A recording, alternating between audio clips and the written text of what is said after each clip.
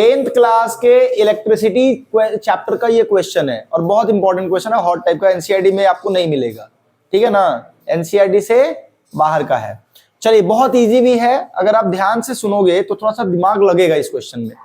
क्या है question? Wire of resistance 20 ohm, एक वायर है जिसका रेजिस्टेंस कितना है 20 ohm, is bent into a circle, जिसको किस कैसे मोड़ा गया है, सर्कल की तरह। जैसे मान लीजिए ये वायर हो गया, अब इस वायर का रेजिस्टेंस कितना है जल्दी बताओ, 20 ओम।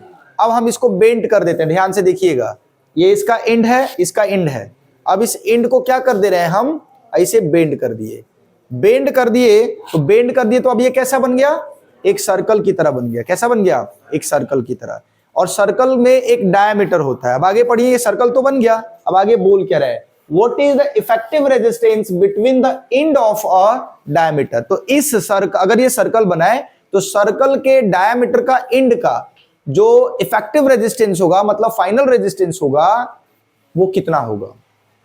अगर ये सर्कल है तो कोई सेंटर रहा होगा, उस सेंटर को मिलाने वाली लाइन को हम क्या बोलेंगे, डायमीटर। तो डायमीटर के इस पॉइंट पे यहां और फिर यहां, and of the diameter, in point of the diameter का इफेक्टिव रेजिस्टेंस कितना होगा। अगर ध्यान से देखो तो इसमें अगर डायमीटर ऐसे लगाएं तो इस पॉइंट को और इस पॉइंट को, तो इस एंड टू एंड तो जुड़ा नहीं है, एंड टू एंड जुड़ा है क्या, पैरेलल जुड़ रहा है। ये एक ऊपर आ रहा है और एक नीचे और ऐसे जुड़ रहा है, एक यहां और एक यहां, तो पैरेलल जुड़ रहा है। तो पैरेलल जुड़ रहा है तो हम इन दोनों रेजिस्टेंस को जोड़ेंगे तो हमारा रिजल्ट पता चल जाएगा। बोलो, ठीक है भाई, बहुत बढ़िया। चलिए अब इसी तरीके से a wire of resistance 20 ohm is bent into a circle, what is the effective resistance between the end of the, और 10-20 हो जाएगा। तो ऊपर को अगर रेजिस्टेंस को और नीचे के रेजिस्टेंस को जोड़ेंगे तो ये कैसा दिख रहा है, पैरेलल दिख रहा है कि नहीं दिख रहा है। एक ऐसे, एक ऊपर जा रहा है और एक नीचे आ रहा है, तो ये भी रेजिस्टेंस है और ये भी रेजिस्टेंस है। कुछ लॉजिक समझ में आ रहा है, कुछ लॉजिक समझ में आ रहा है क्या। अब इनको मान लिया जाए R1 और इसको मान लिया जाए R2, दोनों को जोड़ेंगे तो क्या होगा, 1/Rn इज इक्वल टू क्या हो जाएगा, 1/R1 प्लस 1/R2। यहां 1/Rn इज इक्वल टू क्या हो जाएगा, 1/10 प्लस 1/10।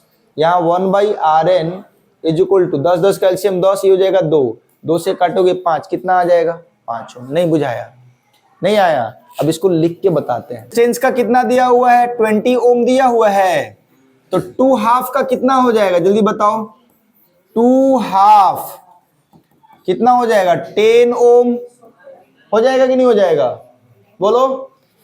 ठीक है, इसीलिए अब यहां पे क्या होगा, रिजल्टेंट या इफेक्टिव रेजिस्टेंस कितना हो जाएगा, इफेक्टिव रेजिस्टेंस कितना हो जाएगा, इफेक्टिव रेजिस्टेंस हो जाएगा 1/Rn is equal to 1/R1 plus 1/R2। 1/Rn हो जाएगा तुम्हारा क्या, 1/10 प्लस 1/10, क्योंकि 10 इसका और 10 इसका पैरेलल में जुड़ा हुआ है। तो फाइनल क्या हो जाएगा, 1/Rn इज इक्वल टू 10 हो जाएगा, यहाँ पे 1 प्लस 1 बराबर 2/10, काटोगे तो 1/5 जोड़ कन्वर्ट करोगे तो Rn इज इक्वल टू कितना हो जाएगा, 5 ओम हो जाएगा। तो फाइनल इफेक्टिव रेजिस्टेंस कितना आ जाएगा, 5 ओम। वही हमारा आंसर हो जाएगा।